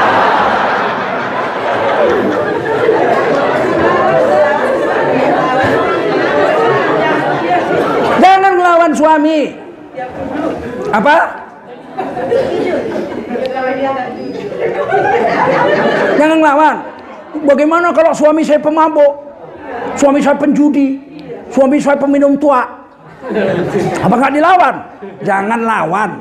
Suami ibu kiai aja ibu nggak boleh lawan. Apalagi pemabuk. Pemabuk dilawan, ditaboknya lapak. Pemabuk dilawan. Dia pulang aja udah oyong. Jalan selangkah mundur 3 langkah. Orang jalan 15 menit sampai, dia 2 jam setengah belum sampai-sampai. Udah sampai pening kepalanya. Buka pintu. Datang ibu, pak.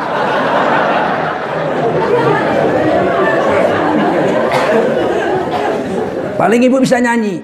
Kalau kau lihat merah di pipi, bekas gambar tanganmu, sering kau lakukan bila kau marah, menutupi salahmu. Pulangkan saja. Umur udah 61. Pulang, siapa yang mau kawin lagi sama ibu?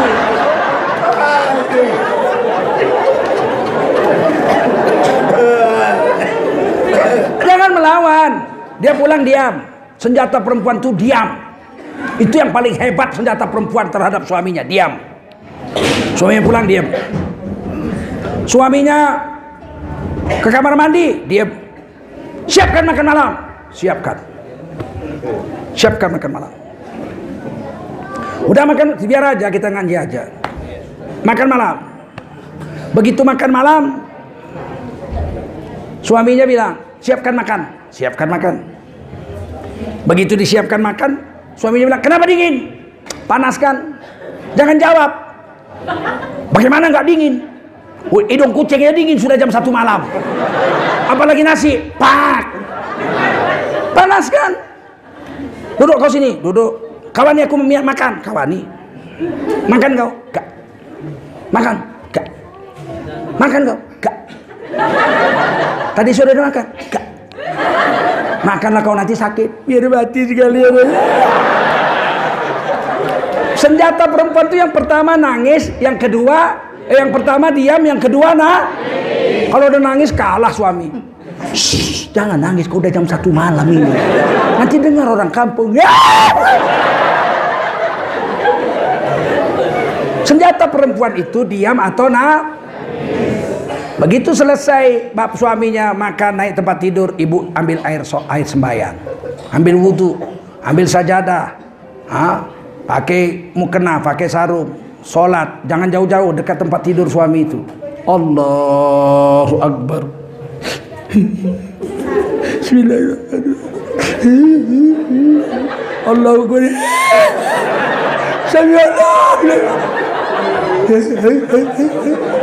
Habis itu udah, ya Allah Tuhanku ya, suamiku ya. Itu walaupun dia tidur pura-pura aja itu diintipnya itu. Besok pagi dia pergi jumpa kawan-kawannya. Nanti malam aku nggak ikut lagi mabuk. Kenapa? Takut kau? Oh, takut aku. Ya ada apa rupanya kau? Takut aku. Kenapa kau takut mati kau? Bukan. Kau tahu tadi malam ditahajudkan istriku aku takut. 1 jam nih. Ya Allah. Ya. Nanti mati aku kalau mabuk, tahu kau? Senjata perempuan tuh 2, kalau nggak diam tahajud. Paham? Kemudian makanan suami didoakan.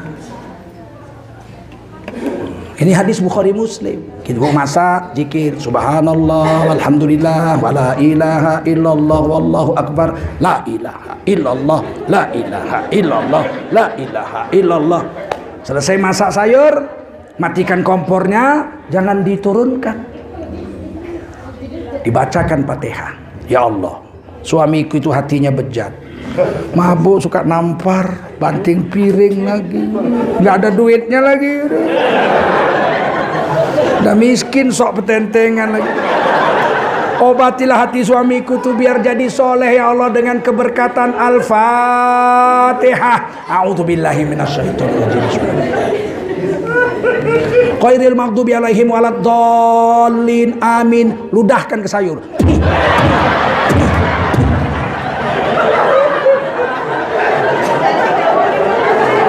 Itu hadis Bukhari Muslim, namanya ruqyah, supaya hati suami jadi terang dan baik. Betul? Kutanya dulu laki-laki, laki-laki, kalian jijik nggak sama ludah istri? Kalian jawabnya yang kuat, jijik nggak? Enggak bu, mainkan aja besok pagi. Nggak jijik.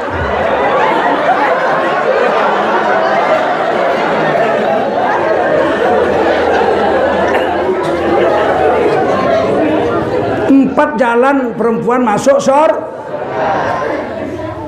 Jangan ibu minta pulang, obati. Jangan minta pulang. Bacakan saja surat Al-Fatihah dicampur ludah. Siap? Laki-laki terakhir nih. Laki-laki mau masuk surga nggak? Betul. Betul. 2 langkah. Pendek laki-laki. Perempuan 4 langkah, laki-laki 2. Kata Imam Sayyidina Ali radhiyallahu anhu, laki-laki masuk surga hanya 2 langkah. Langkah pertama, pijak nafsumu. Pijak nafsumu. Langkah kedua kau masuk surga. Cuman 2 langkah. Pijak nafsumu. Langkah kedua masuk surga. Gampang kan? Gampang kan? Ngomongnya gampang. Justru laki-laki hancur karena nafsu, betul? Kalau bisa nafsu diinjek, hebat lah. Laki-laki ini nafsunya inilah. Bukannya besar nafsunya satunya. Cuman malunya satu. Jadi laki-laki ini macam ayam. Tahu ayam jago? Pantang lihat betina. Rela nggak makan.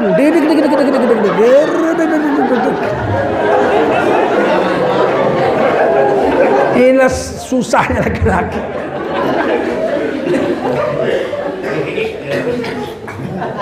Dia laparnya di mata. Saya pernah punya ayam jago, banyak ayam saya, ratusan ekor. Saya bikinkan kandang dari besi untuk 2 ekor. Saya mau keturunan yang bagus, kawin supaya anaknya hebat.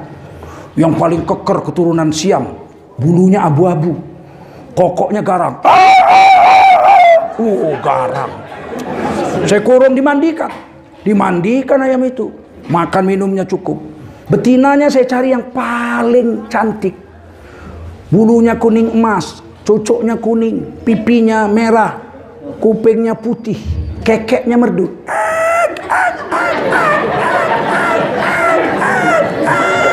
Badannya montok, dimandikan, kurung supaya mereka kawin, nggak campur yang lain, nanti anaknya unggul-unggul. Satu hari saya sedang memberi makan ayam yang lain, datang di depan kandangnya, lewatlah di depan kandangnya itu ayam betina, ayam bondol. Kau ayam bondol, dari kepala sampai buntut nggak ada bulunya. Lewat ayam bondol di depan kandangnya itu, digeruduknya di depan bininya yang cantik jelita. Oh, jengkel kali hatiku. Ku tengok gitu kan, memang ayam keparat kau. Ku buka pintunya itu, coba tes, mau kulihat. Dikejarnya yang bondol tuh, sekali aja langsung. Laki-laki ini macam ayam, kalau belum kawin semua perempuan dipelototinya. Waduh. Ting. Begitu kawin seminggu langsung pucat. Minum kuku bima TL.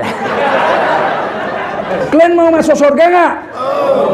Satu langkah aja, pijak nafsumu, langkah kedua kau masuk surga. Aman itu aja. Maka kata Rasul, hei laki-laki, kalau kau jalan-jalan jumpa perempuan cantik di jalan, bergetar hatimu, pulang, segera jumpai istrimu. Karena apa yang ada di sana semuanya ada sama istrimu. Jadi nggak disuruh Nabi, kau jumpa perempuan cantik, ikuti dia. RT 5, RW 3, nggak ada. Kalau kau lihat perempuan cantik, bergetar jantungmu, pulang, jumpai istrimu. Karena apa yang ada di sana semua ada sama istrimu. Sama bentuknya, nggak ada sana melintang sini membujur, tidak ada. Seri kerina, bagaimana? Tumpah sama istri, tapi jangan kau bilang, Dek, tadi aku ditamparnya lah kita. Kau tengok di sana tumpah di sini. Diam-diam aja.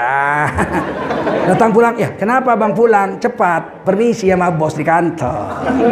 Anak-anak kemana? Kursus matematika, cocok. Kenapa sih bang? Tenang aja lah. Masuk kamar, kita kunci kamar. Ya bang, aku puasa ini bang. Udah jam 4 sore, jam 6 udah buka. Aku puasa. Kata Nabi, tidak halal wanita puasa sunat tanpa izin suaminya ketika suaminya di rumah. Kata suami, sudahlah, tapi aku tanggung 2 jam lagi. Bukanya jam 6 bang. Inilah mau buka Allah malakasumtu. Tenang aja, ke Allah malakasumtu wabika amantu. Kalau ditolaknya suaminya, suami setan, orang mau puasa diganggu, maka seluruh langit, seluruh malaikat selangit melaknat wanita itu. Ya udah bang, oke lah, mari Allah malakasumtu, kunci kamar. Maka dia dapat 2 pahala. Pertama, pahala puasanya dihitung penuh. Yang kedua, dia dapat pahala melayani suaminya. Oleh karena itulah, hai wanita, kalau suami udah mau jangan pentolak. Berbahaya bagi kami suami. Kalau dia udah mau, kata Nabi, hei wanita, layanilah suamimu walau di atas kompor sekalipun. Ya hangus biar sama-sama hangus. Mudah-mudahan kita menjadi suami istri yang sakinah mawaddah warahmah, soleh dunia akhirat, masuk surga bersama-sama suami istri dan anak cucu cicit kita, bersama masyarakat kita. Dan kita berdoa supaya Karu si malam ini, tanah Karu si malam ini menjadi tetap sejahtera sampai hari kiamat. Disinilah kita lahir, disinilah kita besar, disinilah kita akan mati, dan anak cucu cicit kita sampai hari kiamat. Betul. Saya biarpun merantau kemana-mana, saya udah 35 negara keliling dakwah. Begini jelek-jelek lah ya. Kata orang Medan, sudah berserak kencingku di mana-mana. Rindu juga aku sama tanah Karu. Demi Allah, tiap tahun pulang aku kemari. Nginap saya di Sinabung, itu hotel Sinabung. Saya bawa anak cucu saya. Saya senang anak saya lari-lari di rumput-rumput itu. Saya bawa ke kota Bulusan. Inilah kota Kutabuluh inilah kampung bulangmu dulu. Dari sinilah kita tumpah darah pertama kita di sini. Nah, inilah yang kita makan di kangkung Sinabung. Kangkung Sinabung itu dibawa ke Amerika pun masih tetap kerkes. Maka wong Solo itu semua kangkungnya dari Sinabung. 2 bulan yang lalu saya umroh, udah ada wong Solo di Jeddah. Saya bilang, mana kangkungnya? Oh, kangkung saya tuh masih bunyi itu kerkes. Ini kangkung Sinabung. Iya. Kok bisa sampai sini? Naik kapal terbang 8 jam. Mak kangkung Sinabung. Naik kapal terbang. Petaninya naik kereta lembu.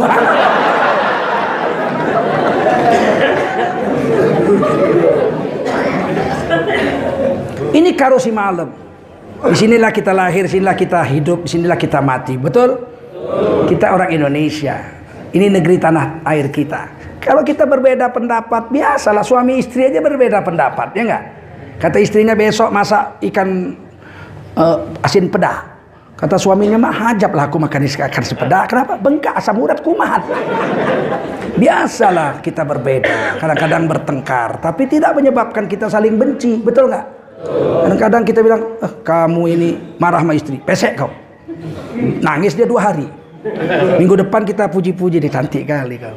Senang aku punya istri. Alah, pesek aja kok. Loh, justru di pesekmu itu cantiknya kau. Loh, kemarin apa bilang jelek? Kemarin lagi marah.